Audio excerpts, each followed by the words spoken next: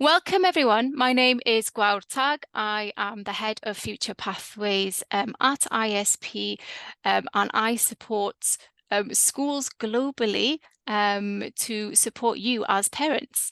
And this is the A to Z of Future Careers series, specifically designed to meet our parents' needs when supporting their children for future pathways. Today, I'm delighted to welcome Jim Crawley from Hope College, who will cover a section on future careers in international relations. So please, Jim, take it away. Great. Thank you so much. It is so good to be with all of you. It's so good to speak to you about such an exciting career, and that is very popular with international students globally for obvious reasons. I think many of them want to go back and do things related to international relations. But on my part, I'm Jim Crawley. I'm the Director of Global Recruitment at Hope College. I've been working with international students, recruiting and admissions and things related to that for over 30 years. It is something that I'm very passionate about, working with families and helping students and families discover the multitude of options that they have out there for higher education. One of the parts that we talk about when we're working with families is, what is that career choice? Well, how does the major relate to careers? And what are the various majors that can lead to certain careers, which for many students, it's probably surprising how many different majors could lead to different careers. And also, I think there's the importance of thinking about the fact that we don't even know what some of the careers will be in 5 years. Like when some of your students will be graduating, there are careers that are going to be available then that we don't even know about now. But I think one that will remain very very important and will be in a growth mode kind of all the time is international relations. It's a very broad title that can cover numerous areas, but let's look a little bit at international relations, what it means, where it's headed, how students can prepare for the career. So first of all, kind of what is international relations? Well, it's a name of a major study area, but it could have different names depending on the university and how they've chosen to name that field. So international relations is a very common listing, but you may see things, and I've listed some samples up there, things like global studies or international affairs or comparative government, et cetera. So it could go in different directions and could even indicate more of a specialization, because when you think of international relations, you don't necessarily think of that it has to be government work. So that's why if you see something like comparative governments, that's a more of a specific area of international relations and international understanding. I think it's also very, very important that one does not have to major in a certain area to necessarily work in that area. Experiential learning such as internships, practicums, study abroad, research, things like that, those are all going to be things that could influence the student's ability to work in a field. But obviously, in saying that, the undergraduate coursework that they get will provide them much of the background they need to go into various fields. So another thing that I made a point at the bottom of the screen of mentioning is you might see me use the words or say the words college and university. They are interchangeable in the US. Colleges tend to offer or will offer typically 4-year degrees. The only difference would be community colleges, which I'm not so much going to refer to in this presentation, but community colleges or junior colleges in the US, those are 2-year programs, associate's degrees. But if you see the name college without the junior or the community college in front of it, that's typically a 4-year program, and you can get that same 4-year program at a university. There's no difference in quality. They're both issuing bachelor's degrees. The main difference, as I indicated, is that universities offer graduate programs. So I just wanted to indicate that because you will hear me use the word college or university interchangeably in this presentation. So in summary of this screen, international relations is an all-encompassing kind of title that can bring in many different topics, many different courses from many different majors to become one academic area that will lead to positions in a variety of different opportunities in the government and non-governmental organizations, et cetera. But let's look in more detail at some of that. So what is the undergraduate preparation for somebody going into international relations or a field that is very much related to that? So we first need to look at the fact that there, in the US, you have general education requirements as part of a degree. So in other words, you don't just do your major. Like in some countries, you just study your major. In the US, that's not the case. You will have a general education core curriculum that you do. So a student wanting to go into international relations is going to want to choose options within their general education requirements that will help lead them toward that major. So things like intro to psychology, intro to sociology, those are courses that will very much help toward international relations and also fill general education requirements.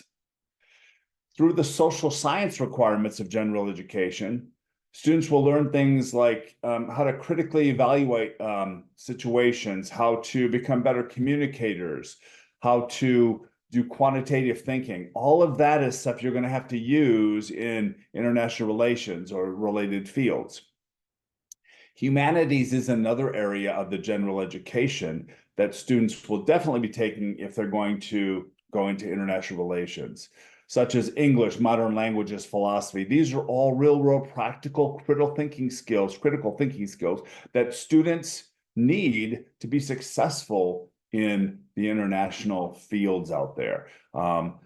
Communication skills and people relation skills are vital in almost every career. But when you think of it, diplomacy and working with cross-cultural relations, communication and people relation skills are so crucial to your potential success in those fields. So these developmental skills that we're talking about, some of which I just mentioned, communication, the ability to really not only just communicate, but effectively communicate with people and understand people, and in some cases, possibly debate with people, be able to defend your decisions, that's all crucial.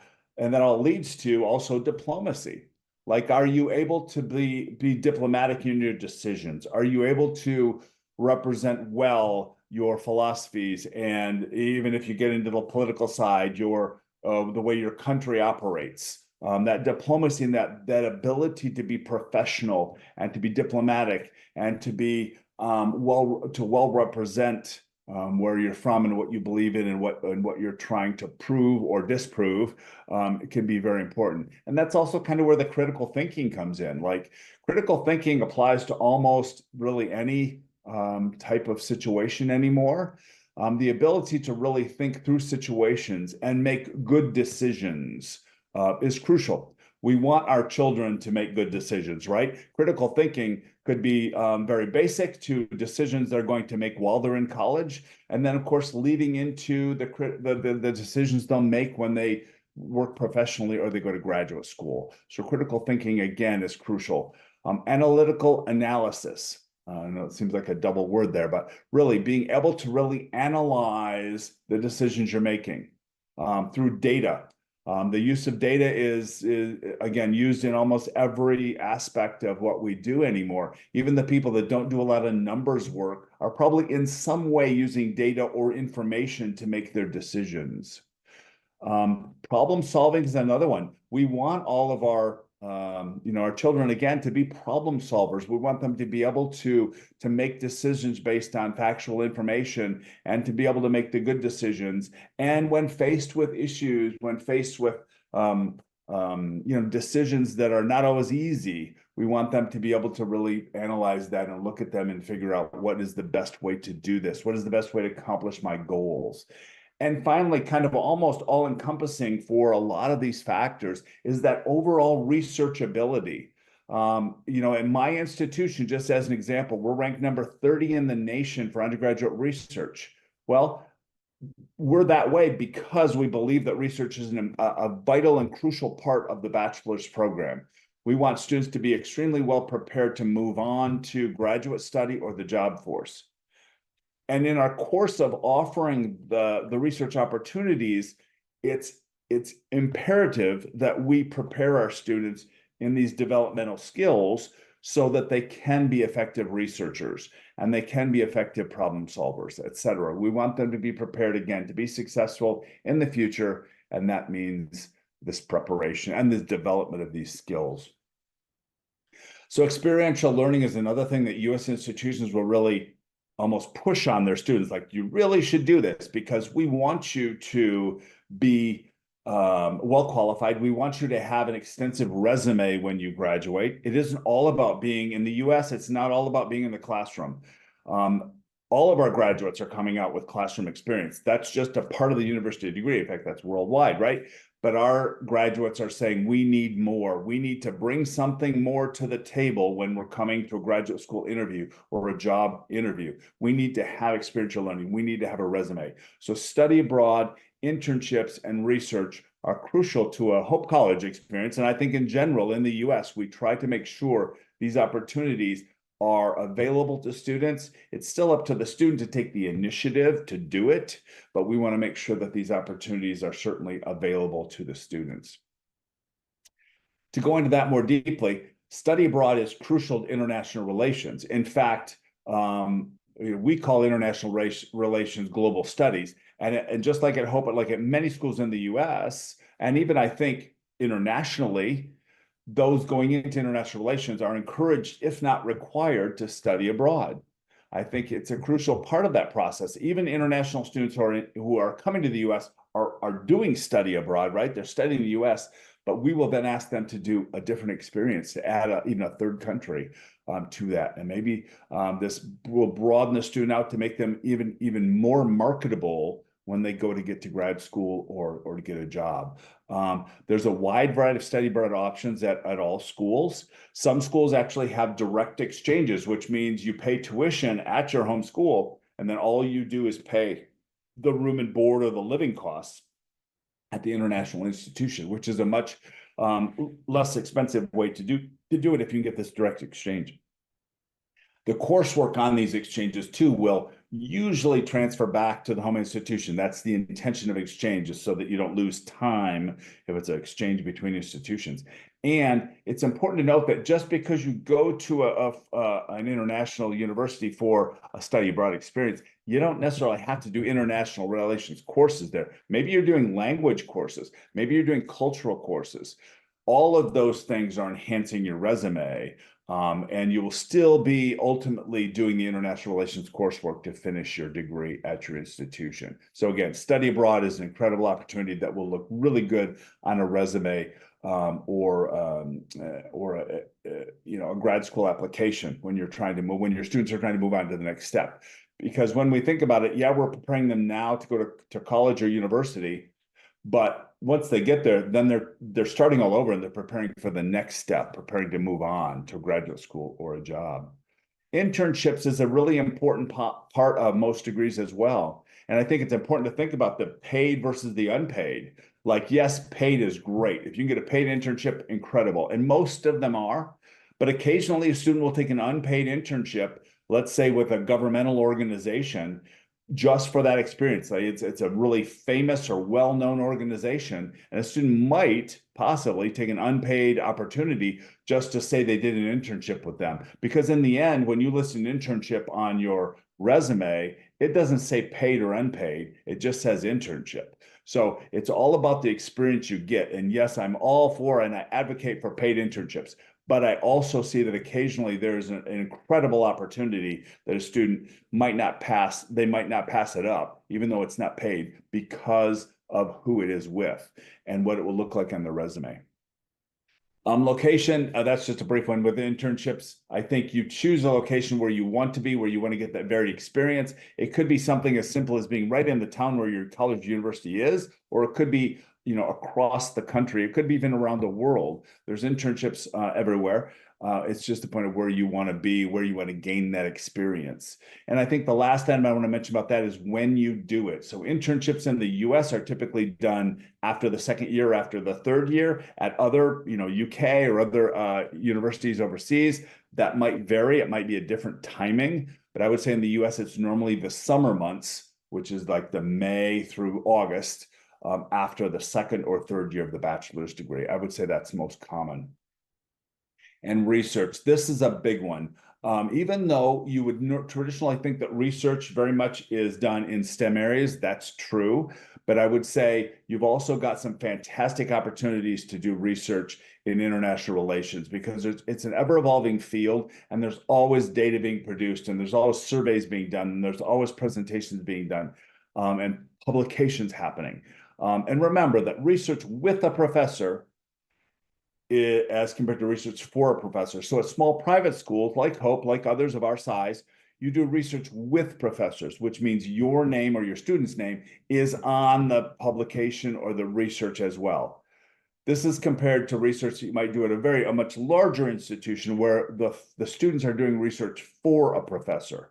So their name does not always appear on the documents. They can still put it down on the resume that they did research, but they're probably not going to be named as being published or presenting at workshops or seminars or symposiums the way they would if they were doing it with a professor. So again, the presenting and publishing is really a big part of being able to put more things in your resume to show your active interest in research within that field and the importance of that to your degree. So politics and international relations can be found across many, many careers. Some of these will be really obvious to you. Some of them you may not have thought of. But obviously the governmental and the non-governmental organizations, that's the most common area that we might see international relations going into. But you see a lot of other opportunities here that students, and this is just a sampling, by the way, there's many, many other careers, but this is a sampling of some of the things that students do with this career or with this major, at least related to the US, and I think even many of these also internationally in other countries. But I certainly feel that this is one of those majors where it opens up a lot of different doors. It isn't like a one-track major. There's many different opportunities that students could pursue ultimately with this major. So some of the top paying jobs related to international relations, and this is an average salary. It certainly could vary by country. It can vary by, these are in US dollars, by the way, but it could vary by area of the country. There's so many variables, but this is kind of just a sampling. So you have people, obviously, that go into law school. You have people that work in governmental affairs. Certainly you have people in international relations that work in the business world, especially as it relates to international business, obviously. You have people that are faculty members, and you have people that certainly are getting the languages, and you have people that are working on the, not so much on the government side, but related government business, rather the analysts, right? You might see analysts on the news saying, well, this is the way the economy is going to go. This is the international factors. So, I mean, there's people that are really getting into data. So this kind of gives you an idea of some of the salaries. Now, not all of these are the beginning salary. The beginning salary is going to be lower. You have to work your way up to the average salary, right? We hope all of our kids will do some great things to make lots of money and be able to buy us nice retirement homes when they get older. But just know that it does take time, right? It takes time for students to build up to an average salary, and it depends on who they work for, where they work. Lots of factors that influence the type of salary that a student might make in any field, not just international relations. So what is the future? The future of international relations is very exciting. It's it's also like, I wouldn't say confusing, but more like there's this level of anticipation, like what will be the factors in the future that are really going to affect international relations, and how will it affect international relations? And I've started the screen, which is actually getting toward the end of the presentation now. I've started with artificial intelligence because I think that's a big one right now. It has been for a while, but it continues to grow, right? It continues to have more of an influence on everything we do, international relations included. We need to be open ourselves to diversity and challenge our perspectives as we see how international relations continues to infiltrate the things that we do, and the jobs that it is kind of taking over sometimes. We're going to be faced as individuals, as trained human beings. We're going to be faced with a lot of challenges that technology is going to push us and pull us, and we need to be able to cohabitate with technology. We need to be able to work with it and live with it, because it is here. It's not going anywhere. If anything, it's advancing and causing us to have more challenges. Some of the challenges outside of AI that we have, and that's in the second bullet point, would be the international conflict and resolution, right? How are we going to continue to arbitrate things? How are we going to continue to help nations, help governments to resolve issues? We don't want to self-implode. Like, we don't want countries to disappear because the war just keeps going on and on. So how can we, and how can our children, as they're going through and developing these skills, what skills can they continue to develop, and what experiences can they get at the university level that will help them reach a level that when they enter the field, they're ready to tackle some of these challenges in whatever small way that is, and hopefully building up to bigger and bigger ways. But international conflict resolution is, as you can imagine, and as you know, one of the biggest areas right now of development, of challenge. The other one, climate change. Climate change, whatever your beliefs are on global warming or whatever, whatever's going on, climate is changing. That's not arguable. Things are changing for whatever reason. And so as our students continue on into international relations and how it relates to the sciences in particular, climate change is one of the big areas that students are looking at, or that professionals are looking at, in figuring out, how do we work across borders to help influence positive change with the climate. And finally, economic recovery. Yeah, it happens all the time. As we know, our economy goes up and down in all of our countries, all around the world.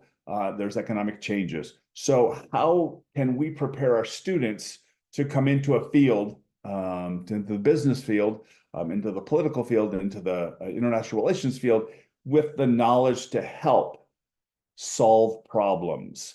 We need to be able to do that. We need to be able to look at data. We need to be able to look at the situation. We need to be able to offer suggestions for how we can come out of the different situations economically that our countries get in, and whether that's caused by politics or it's caused by outside forces or whatever it is. We need to be able to be ready to work with those different situations. And I think through careers like international relations, our youth are becoming more aware of the challenges that their parents are facing, that you all are facing as parents. And I think they start to realize that through the classes that they take at the undergraduate level, and they start to understand better what the challenges are. When I did a Google AI review of international relations, I kind of want to see what Google tells me, right? So a few points that I came up with, or that Google came up with through the artificial intelligence review. There will be an increase in these professional positions, and we also believe, and I believe, and I agree with the Google review, that there will be more openings, like it'll cross more fields. That international relations will affect more people in different fields. And the graduates with cross-cultural and communication skills will be applicable. The skills you get in this field, excuse me, are applicable to many different careers. So you have the opportunity to be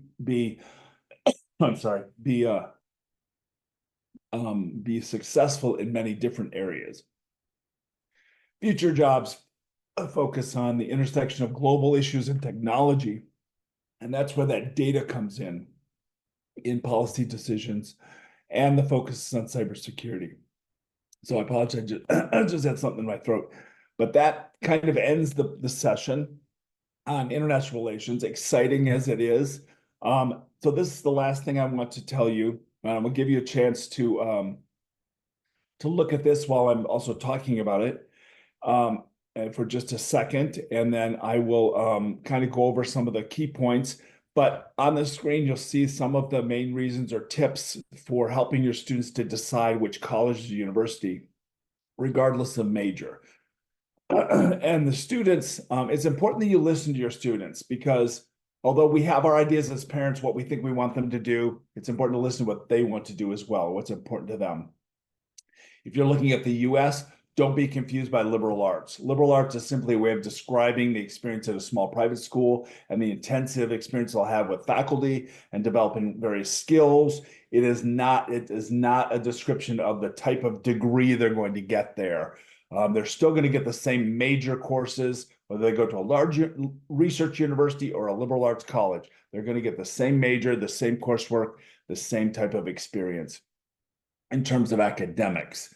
Now, I think the intensive work with faculty is definitely something that's more common at smaller schools. Again, when you're looking at the US, excuse me, or even internationally, does your student want to be taught by graduate assistants, or which would happen in the first couple of years of the program, or by faculty? So at least in the US, graduate assistants are used more at graduate or at large universities, and faculty are used all the time at small colleges. And remember that when you're looking at selective schools globally, a low acceptance rate means it will be more difficult to get in, right? They're accepting less students.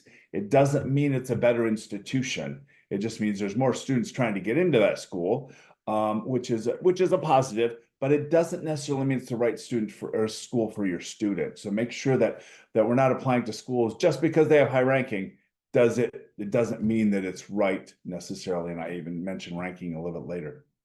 So those are some of the main points. Be realistic about academic qualifications, be realistic about what you can afford. Those are all factors that you need to think about when you are looking at institutions with your child, with your son or daughter, and deciding where they're actually going to apply.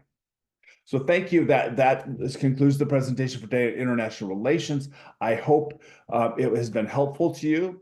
You have great resources at your schools where your sons and daughters are going. The counselors there, the pathway counselors there are going to be very helpful in helping them come to some great conclusions. So thank you for listening. Guar, do we have any additional questions that you can think of? Thank you so much, Jim. That was very, very insightful and great to hear about such a broad topic. I think what really interested me was your comments about international relations, crossing more fields in the future, and maybe the transferability of the skills that one would develop for international relations. That's actually quite exciting and opens up career opportunities for children in the future, for the youth. Do you have any further comments about that? I think you're totally right. I think the skills that are developed in a field like international relations, like the coursework they're going to take and the skills they're going to develop as a result of that coursework, offers them some unique opportunities. One, that they don't necessarily have to stay with international relations, which is sometimes the case when students have that broad base of experience. They get presented with other opportunities. But I think just relating to international relations is the fact that it's such a broad base of knowledge, including the economics that you're going to learn about, the languages you're going to learn, the communication skills you're going to develop. When you think about those skills, including also the analytical skills that you're going to learn through that coursework, almost anything that you would want to go into, in any career, those skills are going to be helpful. So these students coming through international relations are going to come out of it very well prepared and very marketable to graduate programs and to the job force, because they're going to be able to express themselves and they're going to be able to talk about those experiences and how it applies specifically to that job that they're applying for, or to that graduate school program that they want to get into. And that's pretty exciting. Yes, absolutely, absolutely. And you listed some of the key skills as well, communications, diplomacy, critical thinking, analysis. At ISP as a schools group, we are committed to supporting our students to develop life competencies early. We have a deliberate support for our schools to help them provide skills and help students develop these skills early, to really give them opportunities and make them competitive, I guess, in the future. When not only thinking about careers, but thinking about gaining a university place or a college place, or choosing which direction they're going. Would you like to summarize anything about those skills, Jim? I think you're totally right. First of all, I want to commend the parents who are watching that your children are in a phenomenal school system. ISP is a really good system, well respected around the world. I make sure that when I'm out recruiting, I visit as many ISP schools as I can because I know the quality that will come out of these schools. But I think you're totally right, Guard. When we from the college or university side, when we look at applicants, we're looking for these same type of skills because we want them, not only the academic preparation that you all are giving in ISP, which is phenomenal, but it's those skills that we've just been talking about, the communication skills, the people relation skills, the analytical skills. That is all going to positively affect the application process, number one, in us looking for those types of skills. It also even affects their ability to express themselves when they're trying to tell us why they want to come to our school. Because they've taken the time to analyze the benefits of being at a certain school, certain college or university, and they're able to express to us how they have become prepared to do well at our school and why this is a good match for them and why this academic program appears to be something that they really want to intensely study at our school. So that type of preparation will help them obviously in the admissions process of getting into that right school. But also it's the great preparation for the next level of study. Like then they're going to come into their first college level courses in their first year, and they're going to feel much more comfortable. They're going to feel academically like they're prepared to do this, right? Because it's a daunting experience to move on to the graduate to the university level. And so we want to help make that transition as easy as possible when they arrive, but the better prepared they come to us, the more likely they are to be successful.